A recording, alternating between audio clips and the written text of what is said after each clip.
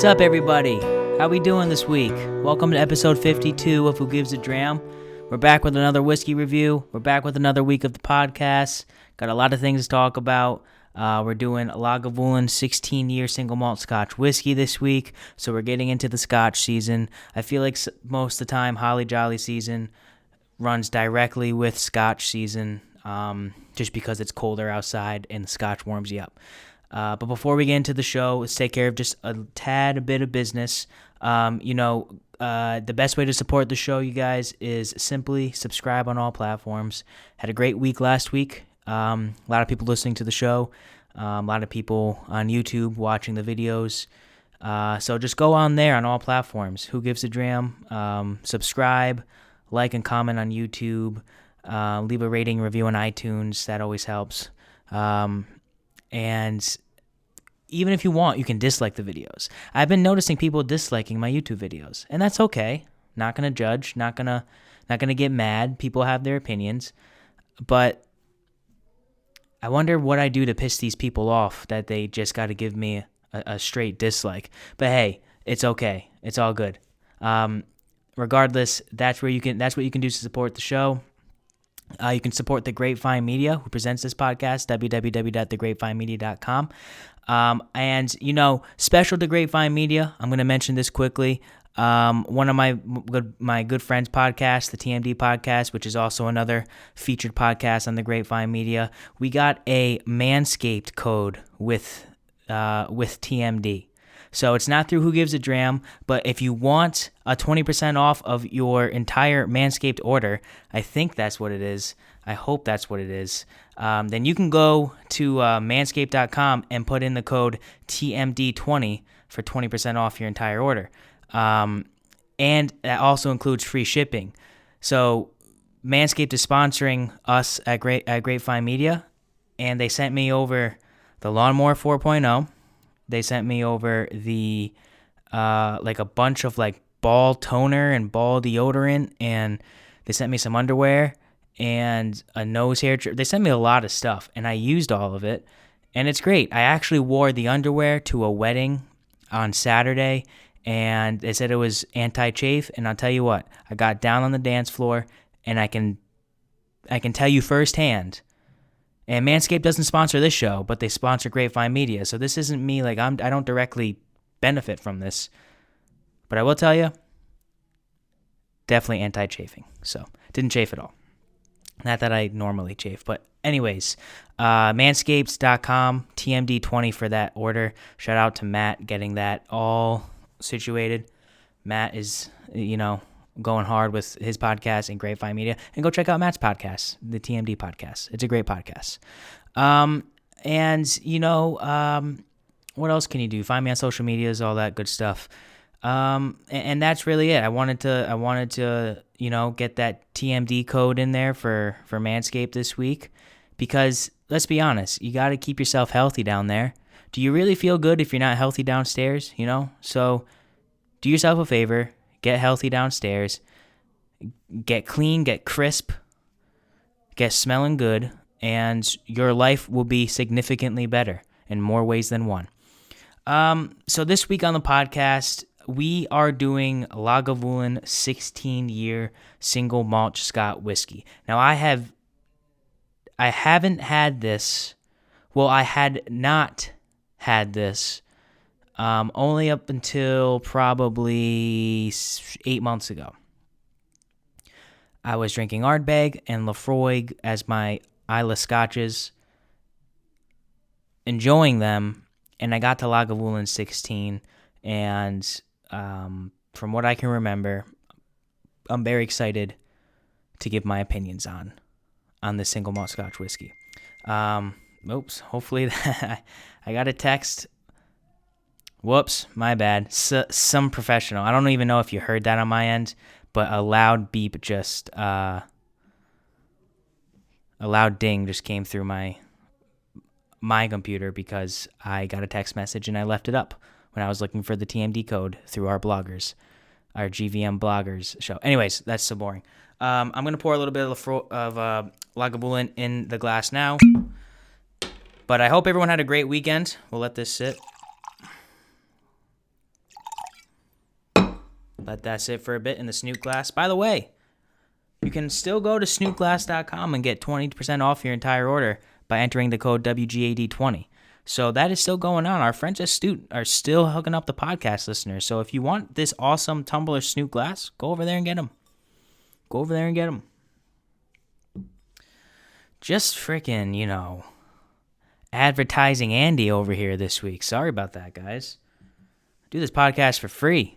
Don't need all these advertisements.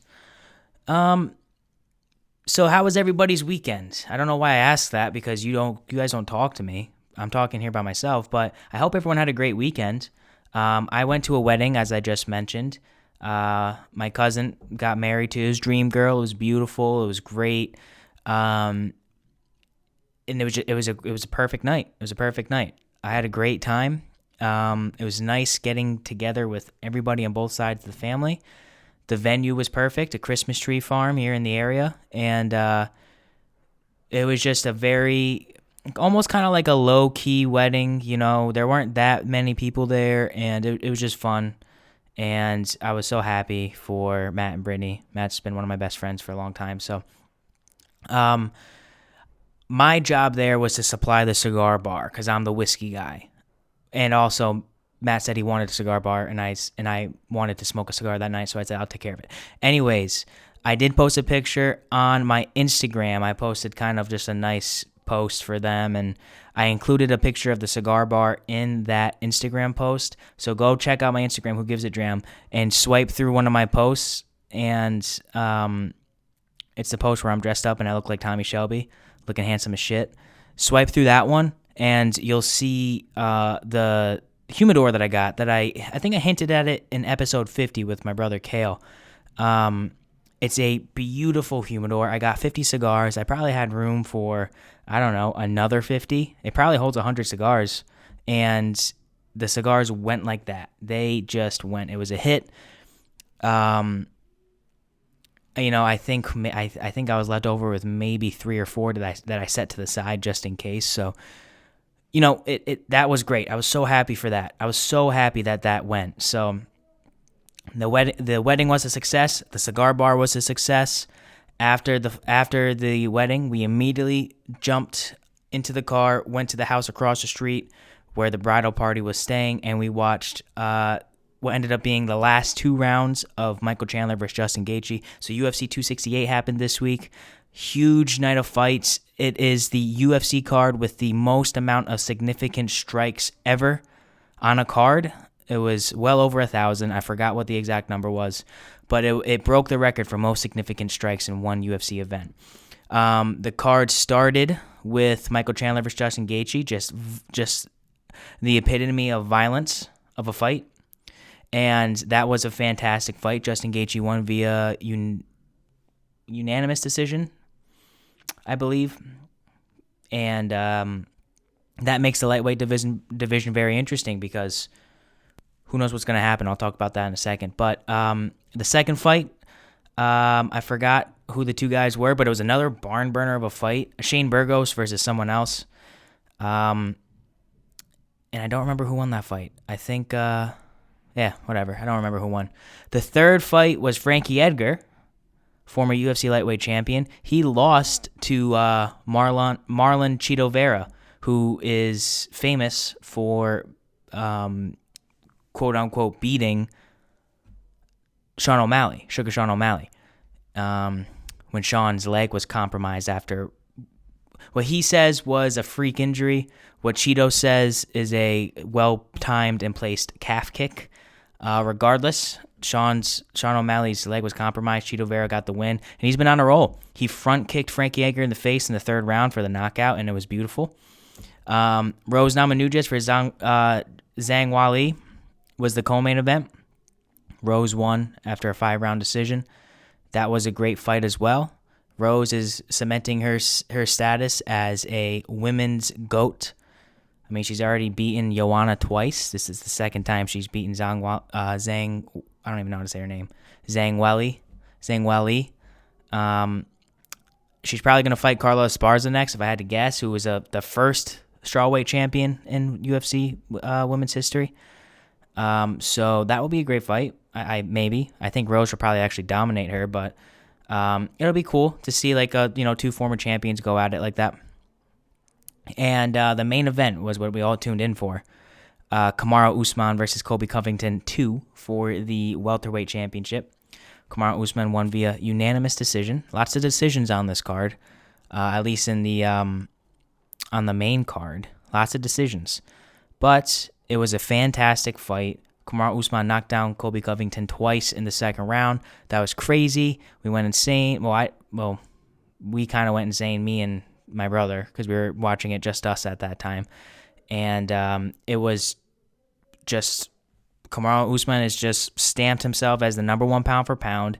He very well might be going down in history as the best welterweight of all time. I don't know that if he's better than George St. Pierre right now. I'm fairly certain George St. Pierre will still get the nod as the number one welterweight of all time, welterweight champion of all time. But Kamaru Usman could very well be number two. And if Kamaru Usman, I think if he wins a few more fights, he has a 15-fight win streak right now. One more, and he ties Anderson Silva's record for the longest win streak in UFC history. And then, obviously, if he wins two more, then he beats that record. And that might cement him as the GOAT. Not only of welterweight, but that will also get him in discussion as the GOAT of the UFC. So, or of MMA, however you want to put it. So it was a great night of fights. It was a great wedding. It was a great cigar bar. Saturday was a great day. All in all, Saturday was a great day. I was looking like Tommy Shelby from Peaky Blinders. I had my Boston Scally cap on. Boston Scally Company, if you're watching this and you want to sponsor the show, feel free. I love the bourbon. Boston Scally has a hat that's called the bourbon. And your boy bought that. I actually got it for Christmas, so Santa got it for me. Speaking about Santa, I have a lot of people ask me, that have driven with me, like driven in the same vehicle, if I've driven them somewhere, asking me, Connor, why are you already listening to Christmas music? And I look at them and I'm like, why are you not, bro? It's November. It's Holly Jolly season. The way that I look at it is this. It goes from Halloween season, spooky season, immediately into Holly Jolly season or Christmas season. There's no in between. I understand what people say when they say, well, there's got to be time for Thanksgiving. And I get that, and I respect that. Thanksgiving is up there for one of my favorite days of the year. It's definitely my favorite meal of the year. However, I consider Thanksgiving part of the overall holiday season, which essentially encompasses like a wintertime feel, which is basically Christmas. So that's how I'm already watching Christmas movies. I've already watched Fat Man, starring Kurt Russell. I'm sorry, not Kurt Russell, Mel Gibson. I've already watched that movie. I've already watched Daddy's Home 2. You serious? Some of the greatest. I haven't watched any of the classics yet. The classic Christmas movies, I agree, should probably wait till after Christmas, although I have watched Elf. But Fat Man and Daddy's Home 2 are the two movies that get me amped up for Christmas season. So I watched those like the weeks leading up to Thanksgiving. But I still consider Thanksgiving part of the Christmas season. So I start listening to Christmas music November 1st. And the reason is I want to make the holiday season as long as possible. I understand it's stressful. I understand you have to spend money on gifts, and there's usually a lot of hecticness going on, especially with COVID. You don't know if your gifts are going to get here on time. What are you supposed to buy your family or your significant other? How are you going to pay for it? Whatever the problem is, I totally get that. I have the same feelings. I have no idea what I'm getting any of my family members. Well, I have a little bit of an idea, but not nothing set in stone. But I just like how everyone is generally a bit more happy. I like how it gets dark early. I'm a big fan of it getting dark early. Obviously, Saturday. Another thing that made Saturday awesome was daylight savings time, so we got an extra hour of sleep after a night of drinking and watching fights. That was great. I woke up at 8:30, and I was like, holy shit, I am getting up early for a fight night, the night after a fight and a wedding, but it was actually 9:30, so That was awesome. That made Sunday even better as well. So I like when it gets dark early. That's always been a favorite feeling of mine. It just all encompasses Holly Jolly season, and that's why I like it just to be as long as possible, because December 26th, it ends, and it just becomes a winter where there's like dirty snow all over the place, and there's just like, especially recently, there's just warmer days in winter where it all just turns to mush, and it's just gross, and I hate it. I don't like that. By mid-January, I'm sick of winter. I'm ready for it to be spring.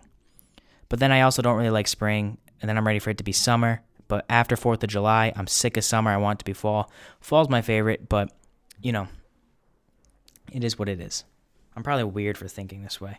I can already smell this Lagavulin 16yr, and it's not even close to my nose right now. So I was doing a little bit of research on Lagavulin. We'll get into the whiskey now. I have a few other things I think I want to talk about.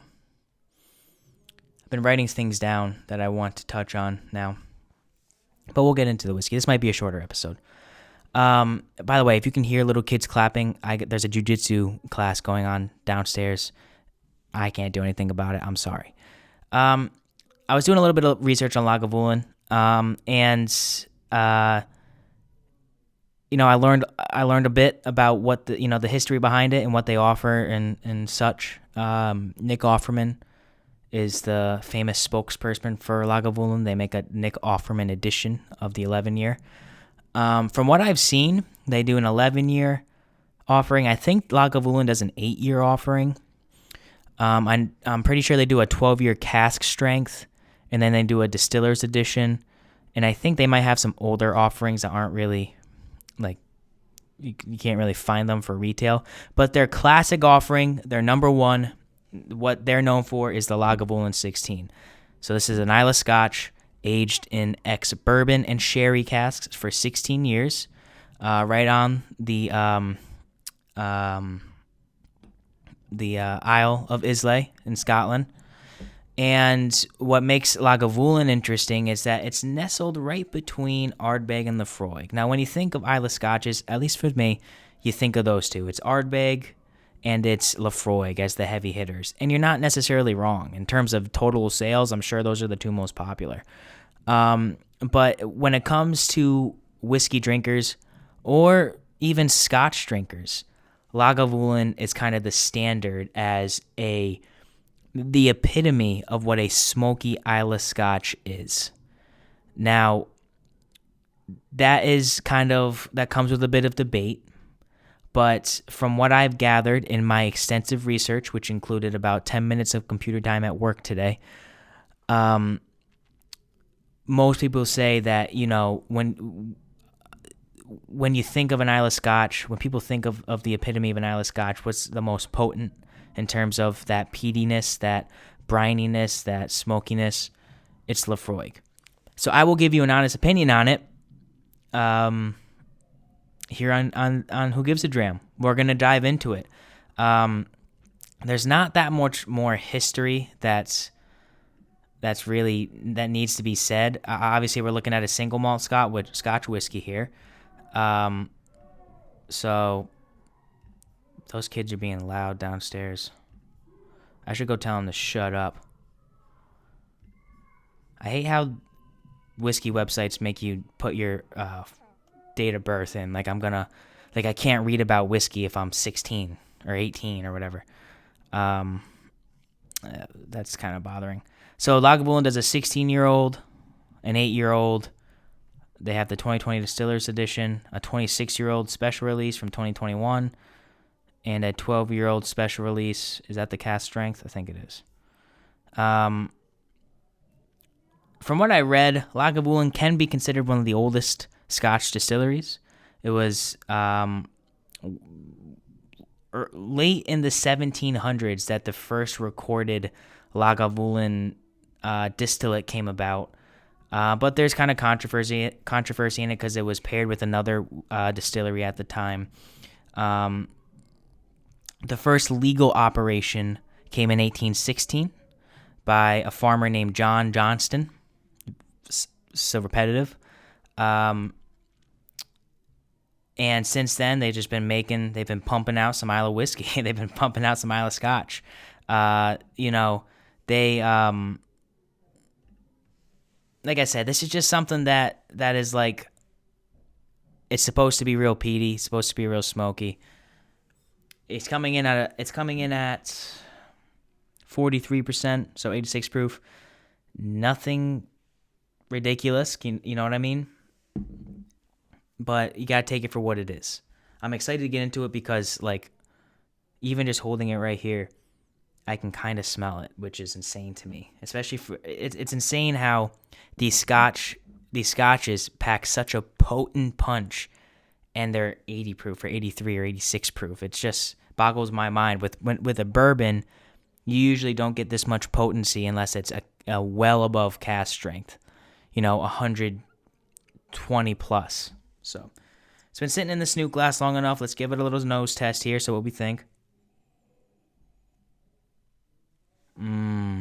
Oh, that smells delicious. Get the bottle and frame here. Right off the bat. Yeah, that's very intense. I just get, smoke is obviously there. Let's not kid ourselves. There's definitely smoke there. But it's not anything like, it's not overpowering to me. I'm giving it a swirl. I'm getting my nose right in there too. I get like a green apple on the back end there. That's really nice.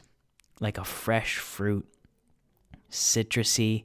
But on the forefront is like, you're getting intense smoke. More so, so sometimes with Ardbegs, they kind of smell like a campfire. This smells more like a block of peat moss that's been sitting in the ocean. Like seaweed peat moss. It doesn't have and this could be my novice showing, but it doesn't have like a smoky, like you just put your nose inside of an old fire pit. You know what I mean? Like, have you ever had a fire in the fireplace and you open the doors the next morning, that smell? That's kind of how I associate, like, Ardbeg with the Wee Beastie, with this, even kind of with the Scorch that we did on the show, and the Ardbeg 10 and kind of their special releases that I've been fortunate enough to have. It's more of, that smokiness is more of like a burnt wood or an oakiness, but this is very... It's very maritime or ocean forward, like the salt and the brine and the, like, I guess like kelp and shit like that. That is what comes through on this. But once you get past that, and I'm really, really trying to sound smart here, and I'm really trying to see what I can get,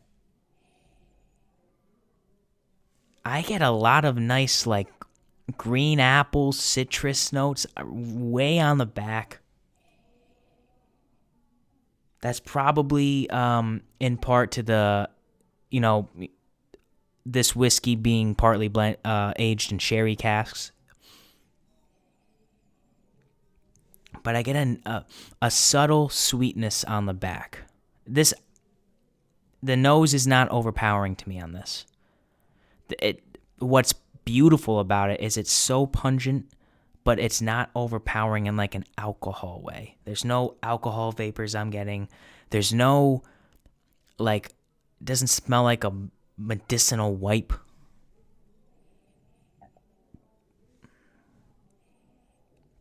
It smells like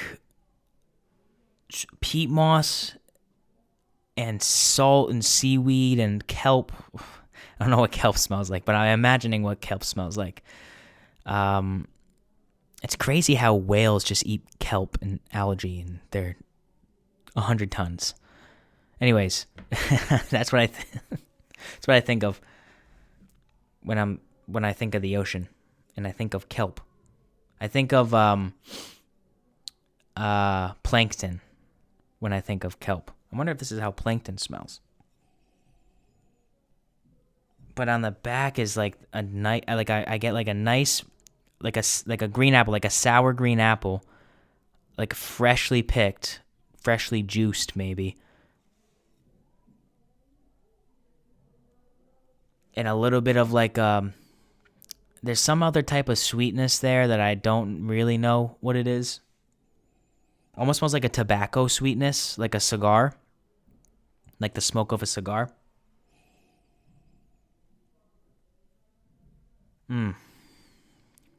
Very, very powerful nose here. Powerful in the good way.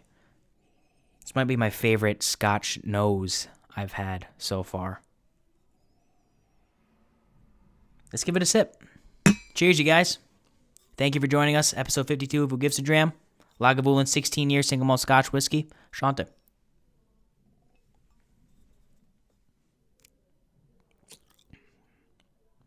There's a smoky. There's that smokiness. That came through on the palate like a brick shit house. Wow. Totally transitioning from the nose to the palate is the smokiness. Or I should say not transitioning. That is a campfire in a glass. That's a salty campfire. That's a beach campfire in a glass.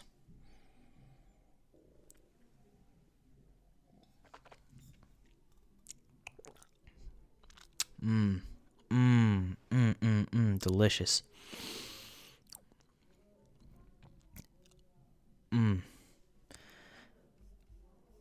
This is definitely not something that you're going to want to, like, just give to somebody if they say they want a scotch, I feel like. This might be a bit too overwhelming on the palate for someone who's like, hey, what kind of scotch you got, you know? I think you need to give this to somebody who's going to appreciate it for what it is, because I can tell how a novice or someone who doesn't drink whiskey as much as I do will sip this and they'll just get that scrunched up face. It's like, whoa, what is this? And I totally get that. But for me, I love that old fireplace taste regardless. It actually reminds me of Christmas, as I said at the top of this episode. So I like what I think of when I taste this stuff.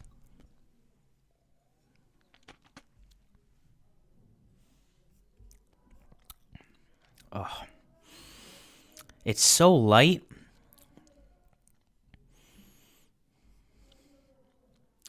It's so light. But it's so pungent at the same time. It's ridiculously good.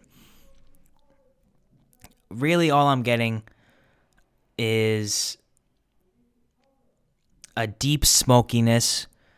The nose of this is a straight, like, if a block of peat moss was put in the ocean for like a week and you let it muster in there, and then you took it out and you ground up, or like you squeezed just a bunch of green apples all over it, maybe like, I don't know, 50 to 100 green apples all over it, and you put it down, that is what, and you just let it age in an oak barrel, and like half of it age in an oak barrel, half of it age in a sherry cask. That is what the nose is. But when you translate to the palate, it tastes like if you were to bottle up in some way a campfire by the beach. Like if you take that day-old fireplace smell and you translate that to a taste, but you put it by the beach, that is what the taste is like. A little bit of oak sprinkled out.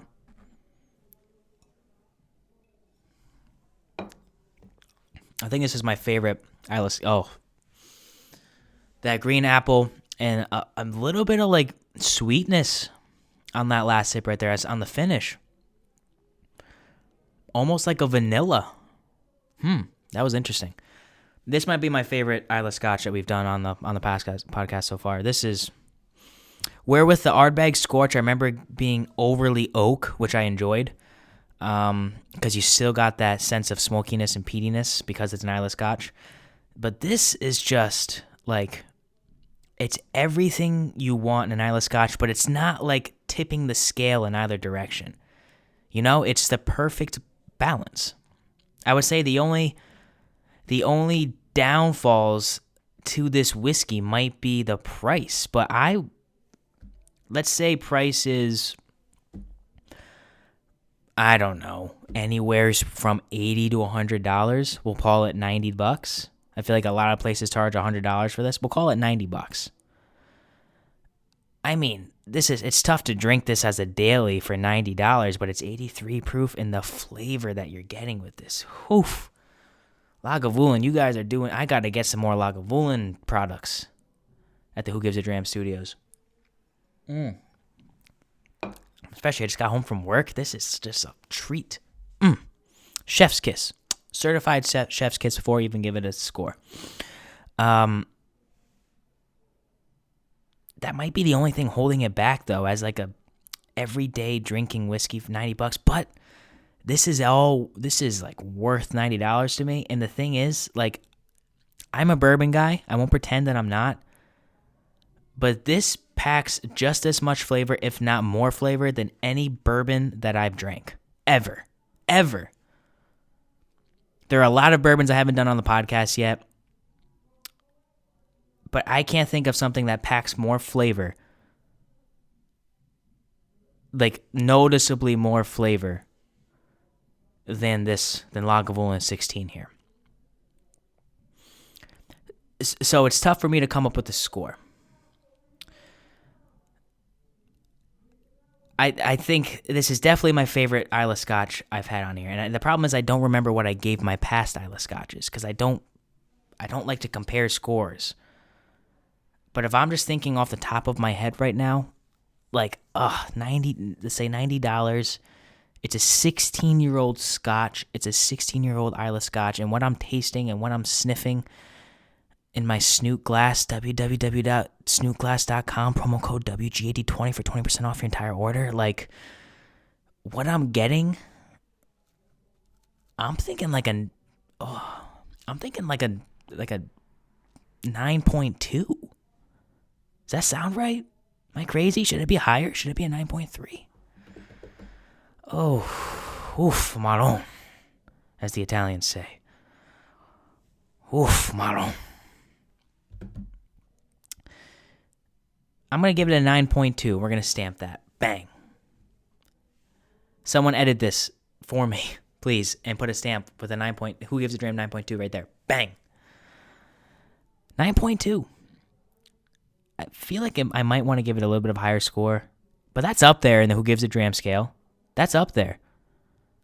That's up there. I mean, that's not above like Colonel Taylor or anything like that, but this might be my new favorite Scotch. I love Wee Beastie. I always love Wee Beastie. Wee Beastie's fantastic. I loved the Scorch. I don't remember what score I gave it, and I'm gonna stay with my values, and I'm not gonna go look right now what I gave the Scorch, because I don't do that. This is better. This is my favorite Islay Scotch as of right now in my whiskey journey. Lagavulin 16yr, 9.2, stamp it in. Who Gives a Dram scale. And that might be the episode. I mean, I don't know how else we can go about this. What do I got here on my little sticky note? Oh, we got a good fight this weekend. Oh, by the way, I haven't watched Eternals yet. I'm recording this on Tuesday. So I'm recording this yesterday. When this comes out, it'll be yesterday. I'm seeing Eternals tonight.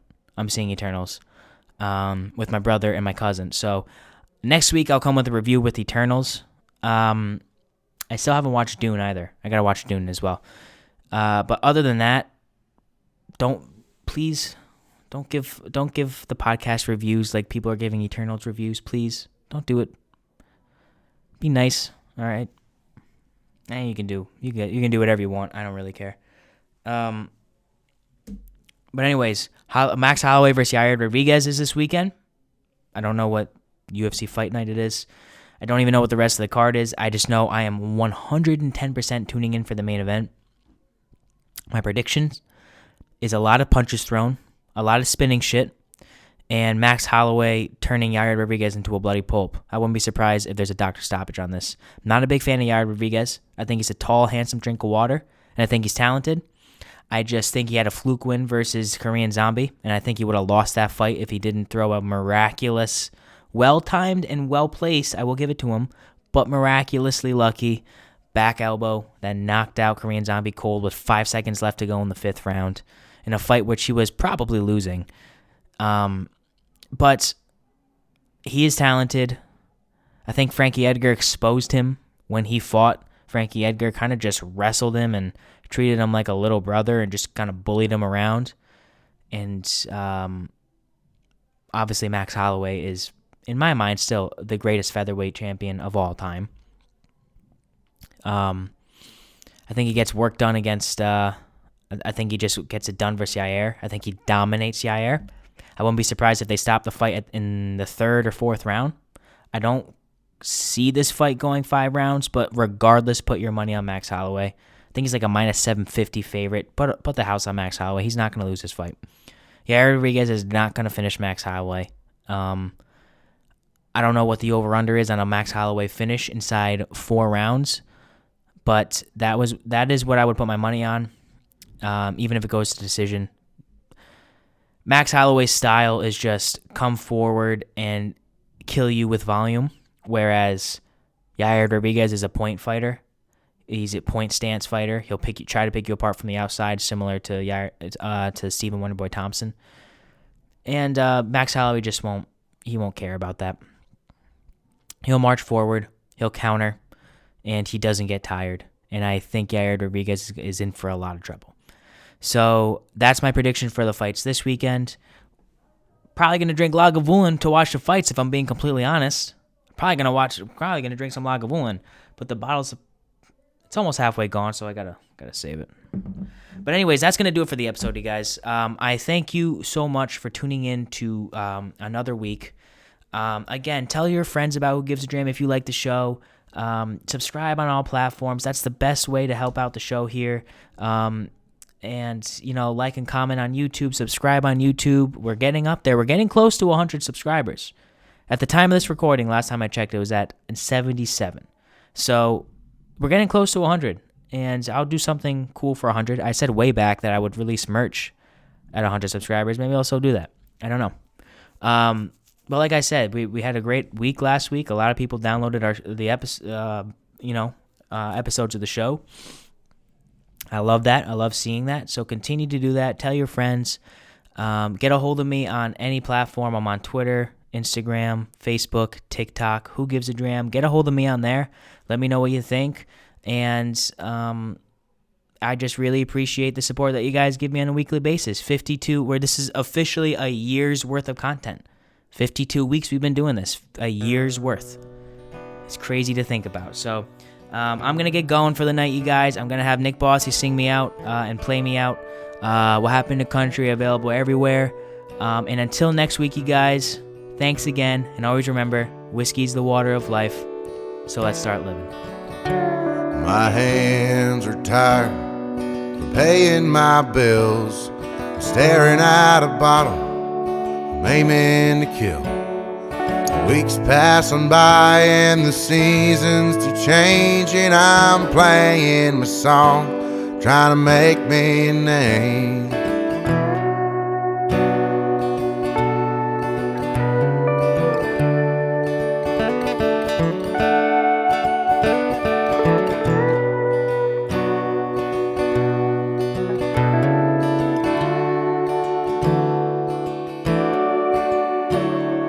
People say as they walk out the bar, the kid's gone places, maybe even a star. They don't play country down in Nashville today, just the same chord progression with nothing to say. What happened to country?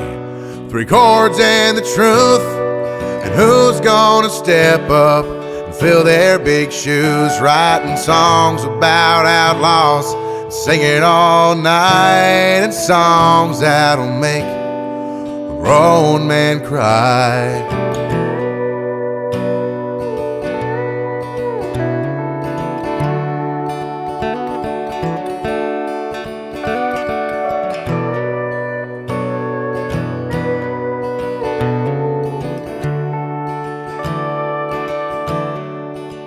They use auto-tune now down on Music Row, 'cause true country died there a long time ago.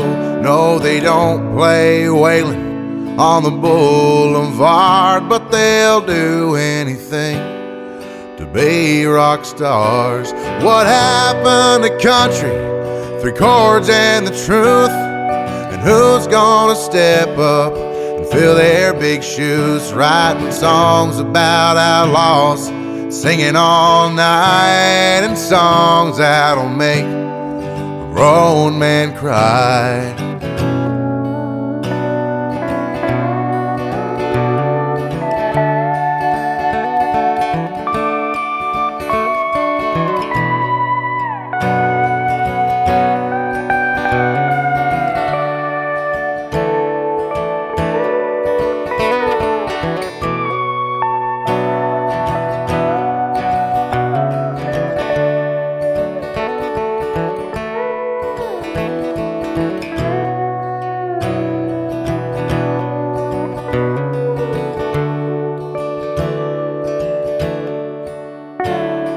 But I do believe there is hope for us yet, 'cause there's millions of people who cannot forget the way Johnny Cash brought a tear to their eyes, or how Marty Robbins painted Texas skies. What happened to country?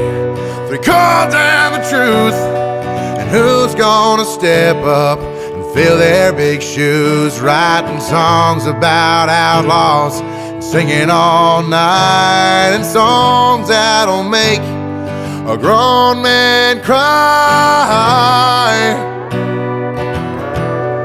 A grown man cry. A grown man cry. I won't let country die.